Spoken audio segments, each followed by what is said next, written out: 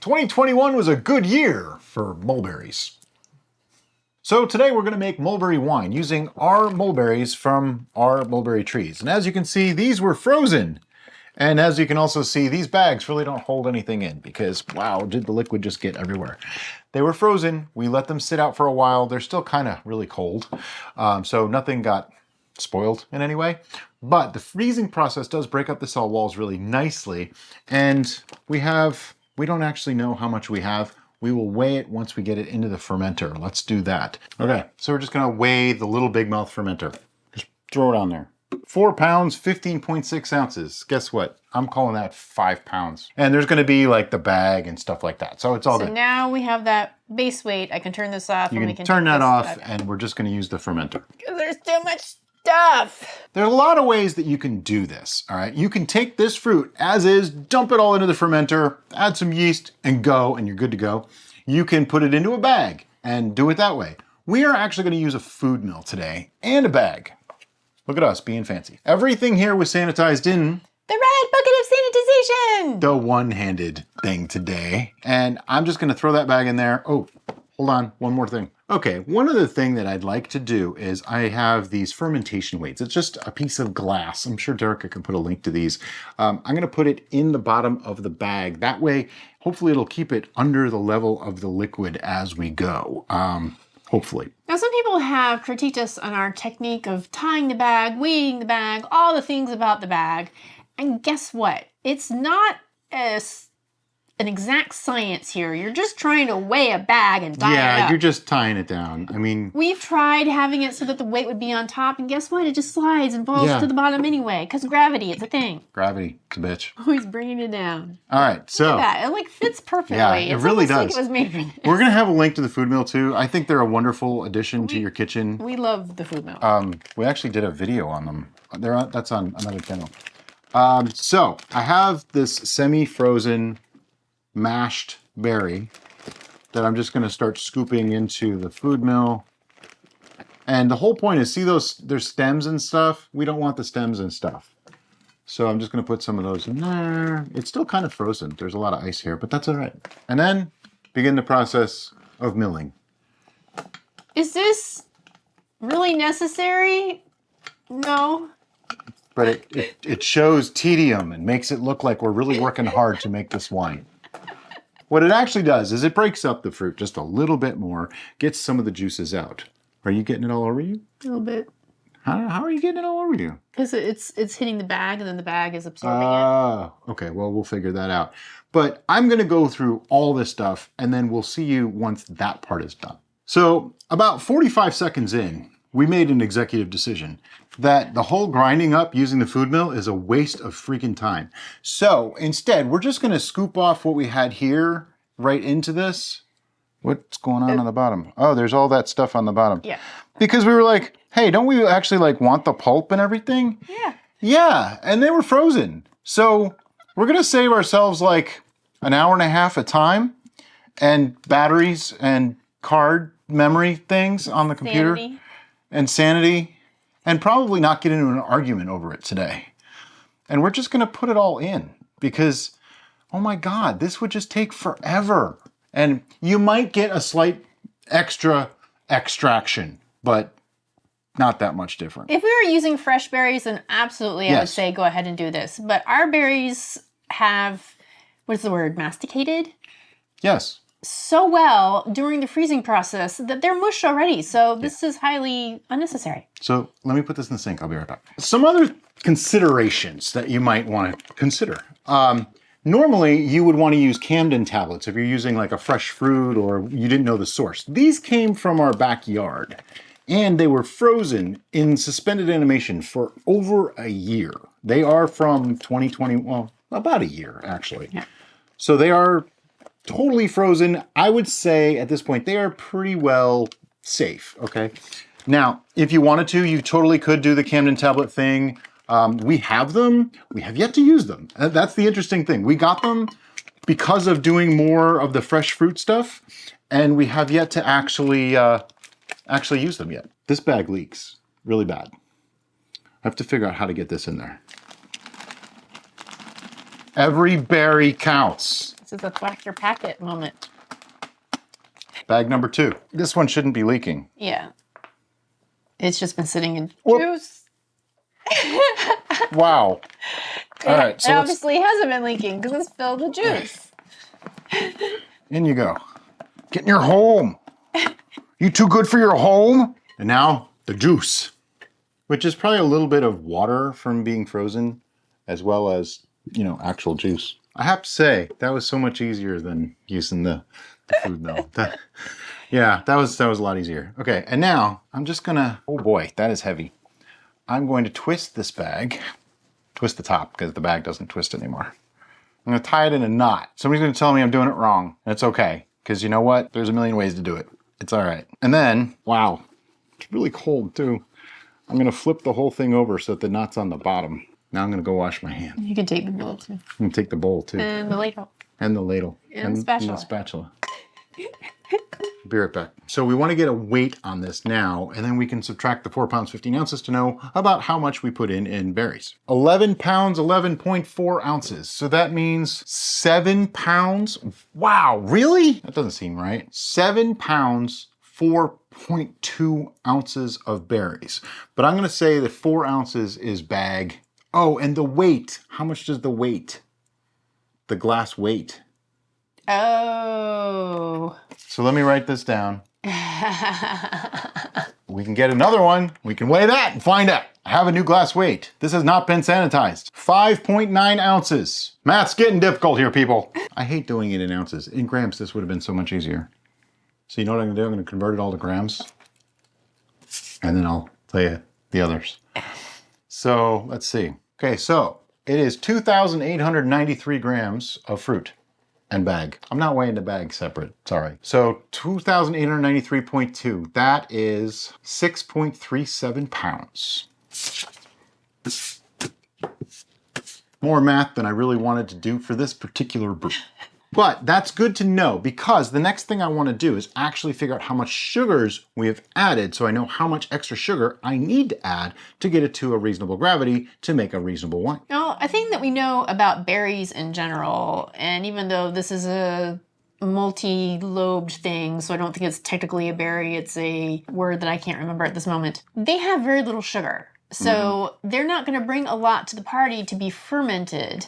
So we're going to want to add a fermentable sugar along to this to get to that ABV range that we were looking for. Matter of fact, there's 36.3 grams of sugar. I just Googled that, used Google Food. That is how I found that out. 36.3 grams of sugar in a pound of mulberries. So if we have a grand total of 6.37 pounds of mulberries, that means 36.3 times 6.37 gives us 231.2, I'm just gonna say 231, gives us 231 grams of sugar, right? Which is like about a half pound. So if I divide that by 454, write some numbers down here, say more math again, you know, divided by 454, it's about half. It is almost exactly half. It's 0.509 of a pound. So that means 0.046 times 0.509, because 0.046 would be a pound of sugar in here. Okay, a pound of sugar in a gallon would give me 0.046 specific gravity. If this doesn't make any sense at all, we have videos explaining more of this. But I'd be working with roughly half of that, giving me 0.023 for my specific gravity. Now, people have asked, how do you get 1.023 from 0.023? Okay, it's because the 0.023 is more dense than water. So when we add water, or if you have water, water would be 1.000, which is completely neutral. So anything that we add that's sugars that way is going to be more dense. So you add those together. 1 plus 0.023 gives you 1.023. So that's approximately our starting gravity with just a gallon of, filled to a gallon of water with the juices and sugars that are in here. We won't know how much sugars are going to come out because, well, they're berries and they're still kind of whole. So some of those sugars will come out, but not a lot. But 1.023, pretty low. That's not where I want to be. I want to add about 75 points or 0.075 to that. So let's say I want a 1.100 starting gravity. Minus 1.023 gives me 0.077, like I just said. Divide that by 0.046, and I get 1.67 pounds of sugar. Really, really simple. So like 1 2/3 pounds of sugar is what we need to add to this brew. See, clear as mud. Okay, so we're gonna add our 1.67 pounds of sugar into this now. We're just gonna get that on there and we're gonna tear it out. Here we go. This is the hard part. I actually used 1.75 pounds of sugar. You know why? I couldn't justify keeping like a tablespoon of sugar. So. Why do package sugar that way? I just don't get it. Okay. 1.75 pounds of sugar. Well, it's 1.76 now. To calculate our approximate OG on this, we need to know two things. 1.76 pounds of sugar times 0.046, right? Because that's what sugar does, plus 0.023. That means our actual original gravity is somewhere around 1.103. Not really a problem, okay? That will give us somewhere in the 13 to 14% range for alcohol. Next step, water. Just gonna add some. I'm not gonna add it all yet. This is warm water because the berries are still cold and we need to dissolve all that sugar now, which is going to be problematic. I'm probably gonna end up with more than a gallon in this, but it's okay because when we remove everything, we'll have less than a gallon. Okay, gonna do the stirry thing badly just to mix this all up. There is a high probability that we will not be completely successful in getting all the sugar mixed in. But it's okay. If you watched our dump mead test, you will see that they'll get it. The yeast, that is. The yeast will find it. They'll get the sugar. You'll get it too. Now, watch that video. That was honey. This is berries, but and sugar. It should be the same thing. Yeah. But I think just swirling it around like this, I'm doing a decentish job. Now, if we knew exactly how much water we were going to add, we could have done a simple syrup, and that way we wouldn't have to worry about stirring it with that. But we didn't know how much exactly water we needed to add, so right. That. Plus, where's the fun in that? I mean, here's the thing.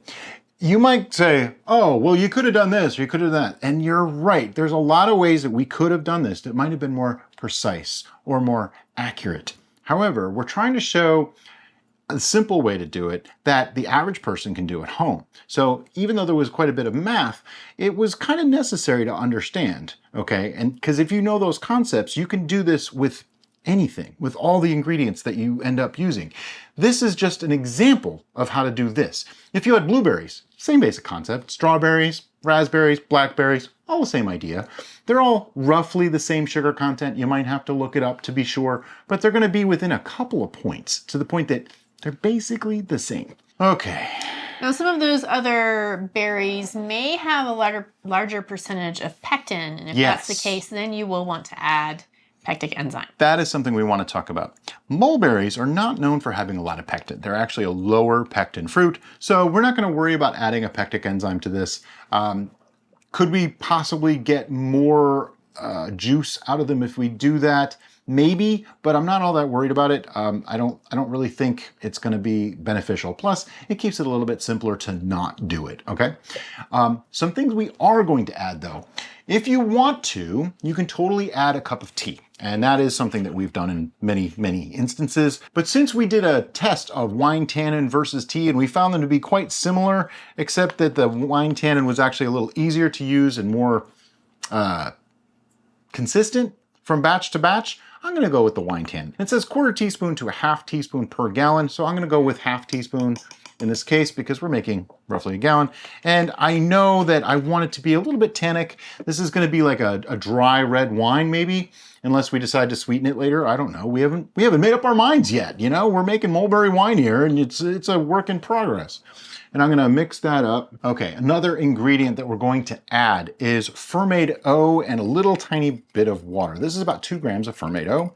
And it's a good idea, okay? We used to promote the idea of not using yeast nutrients, and while they're not 100% absolutely necessary for it to actually make a fermentation. That's true.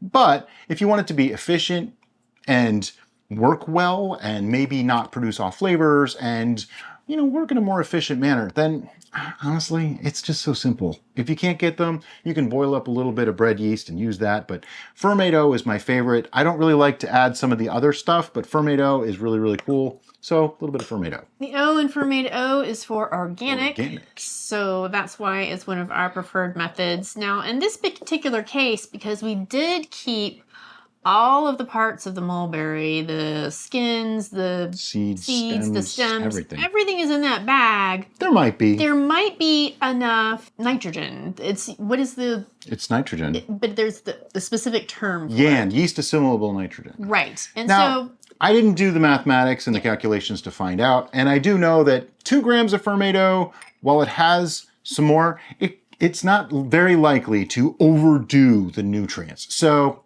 not really a big deal. I am, however, trying to get some of the air out of this bag so that it'll stay under the liquid. Yeah, I am going to add some more water. Like up to there.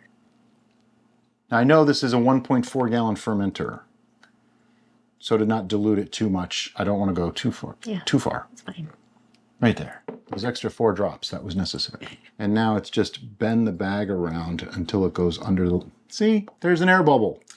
It's the men's swim trunk issue. Yeah, it really is. The pockets all poof up. Yeah. It looks like things are happening that aren't. Okay, if this doesn't go under, I'm just going to have to do the swirl every couple of days. I don't want to get too into that because I have one more thing to add to this still. So that would be our yeast. And we actually went through all of the yeast that we have available to us right now in this house to try to select one that we thought would benefit this brew the best. And so what we're looking for is something that's going to work really well with a fruit wine, and particularly a dark fruit wine, because we really appreciate that color. And that was what led us to our yeast selection. This is Premier Classique by Red Star, and it was a half package. So I'm hoping this yeast is still viable, because I did do my patented fold method on it, so it should be okay, but it's been sitting in there for probably several months. In the refrigerator, so... Oh yeah, in the fridge. It was refrigerated. This was cold. This preserves the colors of fruit wines, but it's also really good for making like a nice earthy red. So that's kind of what we're going for here, because mulberries have a little bit of that earthy flavor. Adding the tannins in there gave it a little bit more of an earthy style thing. And what am I gonna do now? Back your packet! Yeah, there's extra stuck yeast in this one today. There we go. At least like 2,700 more yeast just came out. I don't know. I just guessed. I didn't count them. I don't know, but I can look it up really quickly and find out. I want to say it's at least 15. And this is a thing. This is a personal pet peeve of both Brian's and mine, is that how difficult is it to just mark the yeast tolerance on the packets? I mean, that would be so helpful for home brewers. Yeah, it really would. I don't know why they don't, but none of them do. Yeah. It's almost like there's a union against it or something. 15%. Yeah, okay. So we're fine. Right. Because given the amount of sugars that I believe we have in here and the way everything's gone, I'm betting you we go to 13 or 14, which means this should produce a nice dry wine when it's totally fermented out. And at that point, we can decide what to do with it if we decide to go further.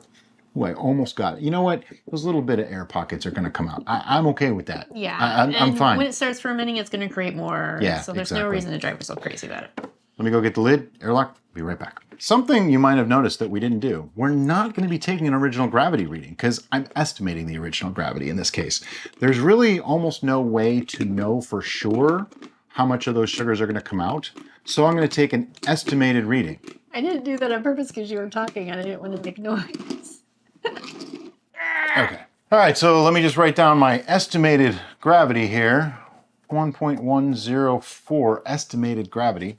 And then I have my note. Now on my note, I just have 6.37 pounds of mulberries, half teaspoon of wine tan, and half packet of Premier Classique yeast, 2 grams of ferment, 1.76 pounds of sugar, 1.104 original gravity. Do you want to put on there that it's an estimated original gravity? Estimated. I do want to talk about that for a minute, because if I put a little bit more water in there, or I put a little bit less water in there, it might affect that gravity by as much as 20 or 30 points even. And that's the thing. Some people have been getting really like antsy about exactly how much alcohol they're making. And I kind of wanted to show this is a little more down home country style, even though there was a lot of math involved. I wanted to show you that it's not really all that important.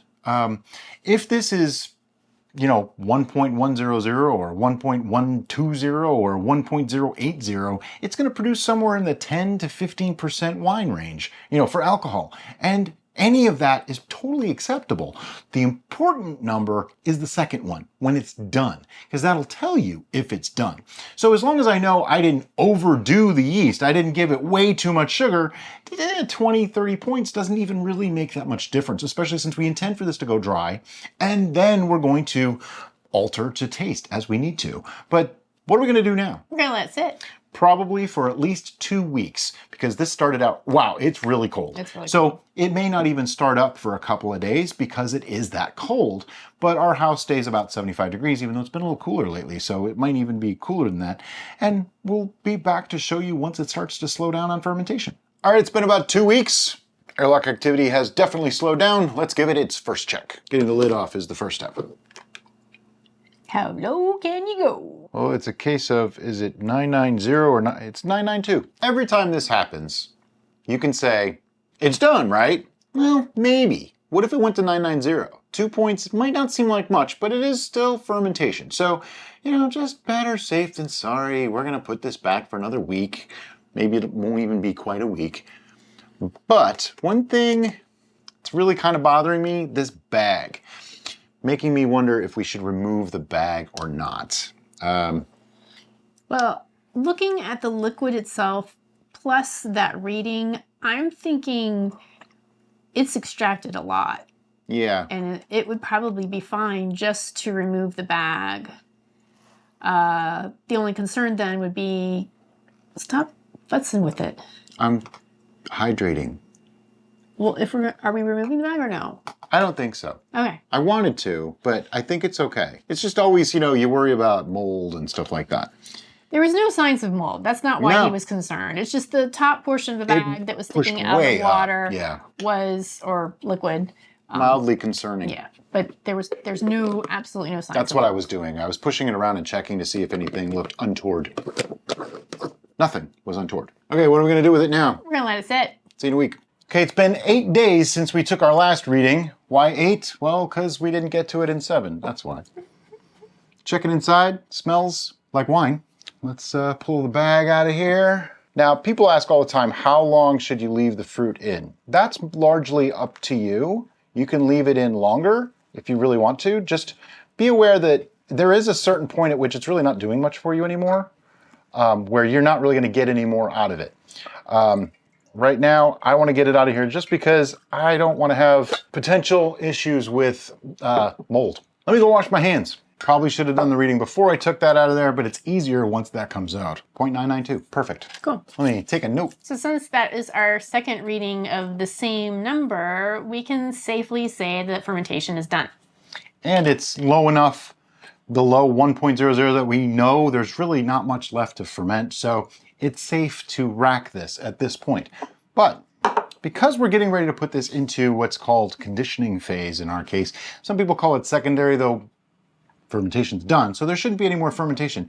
We do want to get like a little taste, first to see what it's like, second to see if it's lacking anything important that we can add at this stage of the game. Now, this is young. It was started literally 19 days ago, so this is not even 3 weeks old. Definitely has a little bit of that new wine funk. The taste is not bad though. Yep. There's a funk on there. There's a funk. It's not in the taste though. At least not as strongly in the taste. It's not like it's spoiled or anything. It's not like that at all. It just has an unusual like earthy aroma. Yeah. But other than that, it's not bad. No. For almost 3 weeks old and totally dry. Yeah. You know what though? Do we want to throw a French oak in here? I think some wood might work for this. We have many kinds of wood. We do have many Should I kinds of consult wood. the oracle of wood? I think we should. Okay, let's rack this first, then I will consult the wood oracles. Okay, so we're gonna put this into, I think, a wide mouth because Yeah, it's pretty low. it's pretty low. All right, we're gonna rack that and be back with you afterwards. For those of you curious, this is the wood oracle. Derica thought that I was gonna call Ken from Barrel Char Wood Products. I don't bother him with the little stuff like that, although he might actually be helpful. So let's just figure out what we want to do. We have the old classic standby French oak. We have birch, sugar maple. This one's been used already. People ask us all the time how many times you can use them. I don't really know. I would say 2, 3 at most. I don't know that I'd go any more than 3. This one is like a heavy char. Yeah, I think it was a test one he was working on. I think this is also the same kind of thing. I don't know if you guys are supposed to have seen those or not. French oak medium plus toast. See, this smells really nice. Smell that. This is how we do this. We just go through and we smell the ones that we have and remember what we just tasted. It's very similar to this. But that one is used, I think. So it was in a mead already. I like that one. Okay, so that's the winner so far. We know there's Amberana, but I think that might be a little strong for this. Yeah, I don't want to use Amberana for this one. I don't think I want birch. So it's probably either the French oak. Oh, these are all French oak medium plus toast. That's what you liked. That's our favorite one, so we seem to have a lot of it. Although here's European chestnut medium toast. That's nice too. Yeah. I could go for that. Something we haven't used. We have a lot of French oak, apparently. But we really like French oak. We really like the French oak. But you know what, today I think let's go with the European chestnut. All right. So what I have here is a Pyrex filled with boiling water. And what you want to do is get it in there and soak it for about 5 minutes or so. We'll clean up while that happens. And we're gonna wait 5 minutes for that to kind of sterilize and get rid of some of the excess tannins.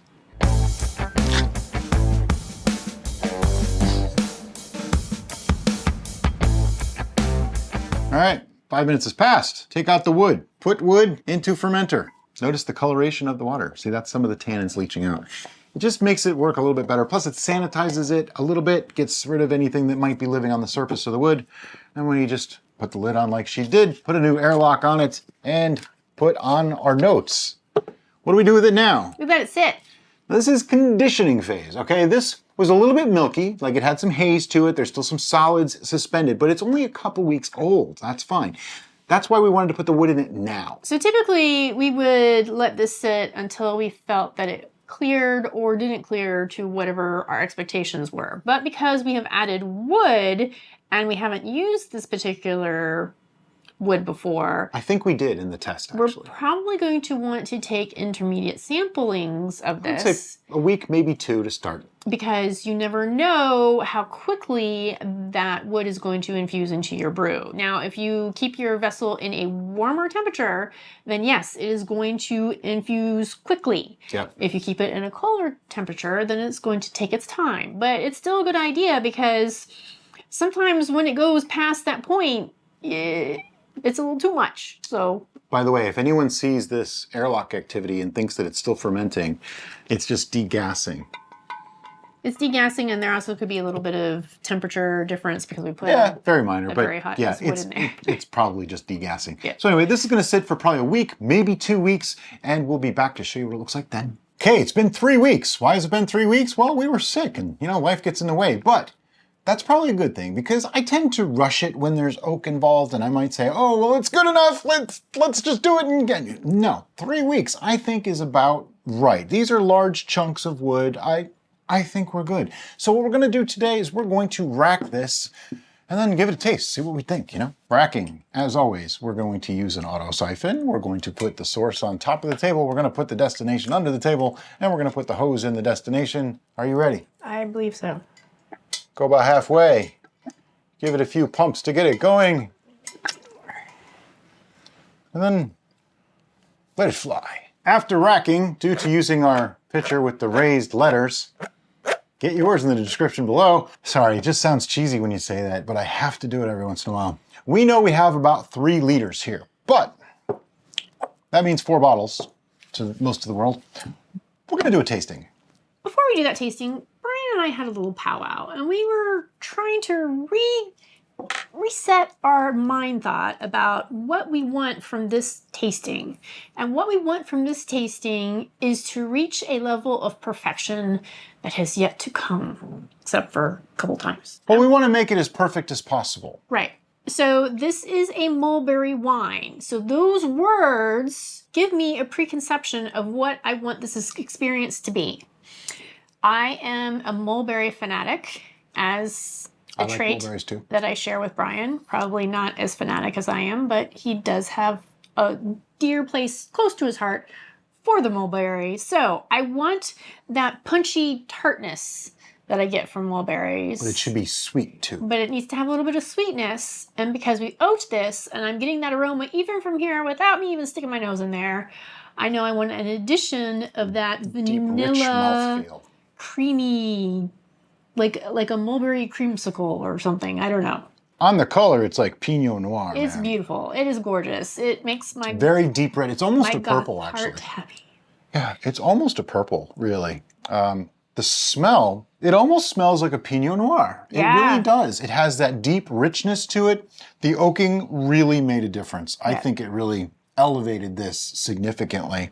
All right, so let's see if the flavor Now, this is very dry. coordinates This with is that. 0.992.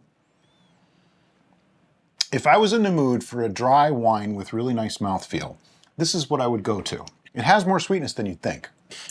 It is playing really nice in my mouth. As my dad, to quote my dad, it is making my mouth happy. Yeah. And because it's so tactile, it's so delightfully tactile, it's making me wonder if I want to add sweetness. But we had this discussion. Yeah, we were just talking about this. So many times we've stopped short before we got it to something that we really, really, really liked. Meaning, like, we could have added more sweetness. We could have added something, you know, like, why did we stop at a 7.5? Was it not sweet enough? Well, what if it was sweeter? Would it have been a 9? This is one of those brews, though. I don't know which way to go. This is so hard. Because if you sweeten this, you might lose some. Yeah. Well, you know what we can do? We can sweeten one glass and find out if we like it. Okay. I can. This is a good. What's the C word? Compromise. The C word. Careful with that. It's a family show. All right, so I'm gonna pour another sample here. It's a pretty hefty sample because I have to mix this in. Now, if we do sweeten this, we will be adding sugar to taste. But I just want to add a little sugar to this directly and see if we like it. Now, there's one big caveat. If we end up adding sugar, well, now we have to back sweeten. Could we use erythritol? I don't want to use erythritol. See, she doesn't. We found that erythritol wasn't quite as nice of a flavor as the sugar was. So that's why we're hesitant to use it. We have a 6-pound bag of it. We just are hesitant to use it. I think this has a strong enough flavor to actually make up for that, but I'm gonna go with what she said and try some sugar. Be right back. So while I was getting the sugar, Derica was making the statement that she's not sure if adding sugar is gonna improve this or not. And that's kind of where I'm at too. I know we just sort of said that. And something we came to is, this does not taste like a homebrew wine. This tastes like a fine wine. This tastes like a very expensive fine wine, in a good way. There is a specific Pinot Noir that I had with my mom on her birthday at the melting pot. And I can't find it anymore. I don't even remember what it was, but it was really good. And this is evoking that memory. Oh. So whether it tastes the same or not, because that was many years ago, So I have no idea. I have here, let's go with a little bit less. It's probably half a teaspoon or less of sugar. I'm just gonna dump that right in there. I feel like I'm ruining it. You know? And what's your estimated volume of your beverage? Because we'd have to. A couple ounces. I mean, I'm not gonna do that. We're gonna estimate. Oh, anyway. we're just gonna keep. This is a theoretical proof of concept. Yeah, we're just gonna keep putting sugar in until it tastes good. That's what we do. It's the thing we do. By the way, chopsticks, wonderful for stirs. That was my go-to stir for my cocktails until Mike and Kelly got me a lovely set of stirrers. And I'll link those in the description below in case you're curious, because they'll make fabulous holiday gifts. Just making sure I get it all. Yeah, he's trying to make sure that the sugar is thoroughly dissolved into the liquid, because otherwise you're not going to get the full essence of the sweetening effect to your brew. Okay. Smells the same. Do we need a comparison? Nope. No? Okay. I'm still undecided. Well, sweet equals yummy, so there's that. But I'm not getting so much of the really rich, It seems to have taken down the complexity. fine wine aspect. Yeah, I might have oversweetened it. It's like, yay, I'm sweet now. That's why I wanted to have the comparison. All right, have the comparison. We're just going to drink this pitcher and not have anything to bottle. Probably. She almost just poured it all over my lap, so. I mean, I like this. it doesn't work going back and forth now because it tastes flat now compared to the sweet one, where I know it's not flat. It's just because your tongue is like, oh, happy sweet, and it's like, yeah. Okay, let me ask you. This is now our new point of contention or comparison. Will you drink this the way it is? Or is it going to sit on the shelf for 3 years and never get touched? I would pair this with all the foods. Okay. All it takes is for one of us to say they'll drink it. I pretty much almost always comb the shelves of mystery for wine-like products to pair with foods because I really enjoy pairing foods with wine. And we make a lot of mead and cider and other things. And I can't categorize all that information in my head as to, oh, that's the one that'll go well with chili. The only one I could remember that was the capsicum ale. I'm like, chili, capsicum ale. The rest of them, I'm like, I just can't remember. And so when you ask us in the comments, oh, which was the lemons? I don't remember. And it's frustrating, and it's just a thing. So I look for wine, and then I take a little snort, a little taster, and I'm like, yeah, that'll be good with spaghetti. All right, so see, here's my take on this. I could drink it sweet or dry. I would probably prefer the sweet one, but probably not as sweet as I made it. Here's the thing, when I sweetened it, it actually started to taste more like my sweet red wine. Yeah, it was nice. More generic, much more like a table wine kind of thing. Where this seems like it's elevated. An aged, thoughtfully created That's interesting. Product. Let me get the sugar out of the way. But at the time of drinking, if you were like, you know what, this isn't working for me, I want it to be sweet, guess what? As long as you have sugar, you can make it sweet right then and there in your glass. So. All right, so we're at the point where we would put a score on this now. Because that's what we do. Can you give me my water? While she rinses out her mouth, I poured another sample because we got to give this a score. Because of course, we're just going to bottle this and it's going to go on the shelf. One of them will go away for a year, one of them will go away for 2 years. I have a feeling in a year this is going to be really something special. This is the one thing that we talked about though, is are we settling for it being dry or is this really the preferred way? I think by sweetening it and seeing the difference, that helped because it cheapened it when I sweetened it. I'd almost want it to be like halfway between the two, but it's almost not worth it because there wasn't that much sweetness there. There is a thing that is happening in this, and I want to see if you notice it. A thing that's happening. We tend to have, now this isn't a mead, this is a wine, so maybe that's part of the solution or the reasoning for it. But many of our home brews have a little tinge of unpleasant bitterness in the end. But I think it's typically the meads, which we know is inherent of fermenting honey. I don't really get it here. I'm not getting it here, but I'm getting something different at the end I'm finding very pleasing. It's the dryness, yeah. And I think it's the tannic little oomph at the end, a little final note, like if you're a conductor, the note. Something I don't know that I did yet, it's not in my notes here, is let's calculate the ABV of this. Okay. By the way, to calculate ABV, you use original gravity minus final gravity times 135. Some people use 131.25. We have videos explaining why I use 135. Just to say, above 10%, it's a little bit more accurate because it's a sliding scale. Ethanol changes the whole thing, so nothing is truly 100% accurate. Don't get crazy. So we started out with 1.104. We ended at 0.992. That means we went through 112 points of gravity times 135. This is 15%. So what you're probably tasting in this one, and this is why I wanted to do that, is ethanol. Huh. That's that little bit of almost a sweet, sort of sourish, bitter. That's the easiest way to describe ethanol. It's like a sweet, sour, bitter thing. Which has combined with the oaking, with the tannins in the oak. To create a really nice complexity. To make a really nice... And I think that's what we're tasting, making it feel like a fine wine, is that oak maturation. And then when you sweetened it, it kind of neutralized that out, so you weren't really getting that. Yeah, this is like 20 notes. And then when I sweetened it, it took it down to like 3 notes. Yeah. It literally just smoothed it all out. Yeah, there's going to be nothing left. I need more for science. My thinking is I would drink this, like I would have a small glass of this with like a spaghetti or a red sauce pasta dish, lasagna, something like that. I might even have this with pizza, believe it or not. I think this works with pizza. Might even work with chili. Barbecue. Barbecue. Well, barbecue not as much because barbecue is generally sweet, and this being so dry, I think it would the contrast would be far too much for me. I mean, some people might really like it. And Korean barbecue. Okay, I just can't, I couldn't do this with something sweet. It would have to be something savory, I think. But I like this, and I'm a little surprised because right after having that talk about, oh, if it's not sweet enough, we're going to sweeten it. This is about as dry as anything we've ever made. Like, this is probably the driest thing we've ever made. Do you have a number, or do you need to take another sip? I need just that last little bit of a sip.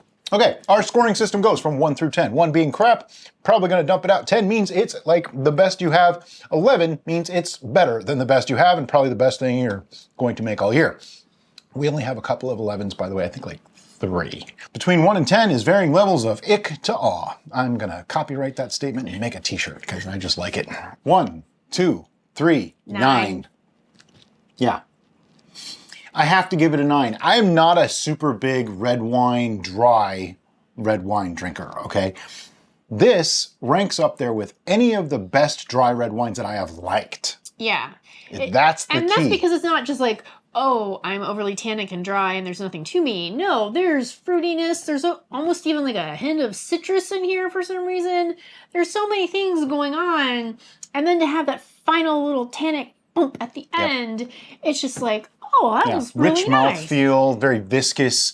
Going through the journey, it comes in almost sweet right away. Then you get the tartness of the mulberry. The fruitiness is still there, so it kind of cuts that tartness down just a little bit, making it taste more like a grape wine than a mulberry wine, much more than I expected. And then the rich mouthfeel on the finish, it's long and it's just keeps coming back. As you exhale, keeps coming back, and it's that like vanillin oak with the fruity hints. It's just really, it's fantastic. That's why it's a 9. Yeah. What would I do to make this a 10? I have no idea, but this isn't really my thing. Right. So that's why I can't go to a 10 because my enjoyment level is not a 10 on this. Right. And I agree with that. However, I am really looking to enjoy this with food. I'm looking forward to this in 1 year. Now, what are we going to do next? This is just going to go into bottles. We're going to store it away at room temperature for a year. We do have a video on how to bottle, so we're not going to bore you with all of those details. Instead, we're just going to say thanks for watching. Have a great day. Bye-bye.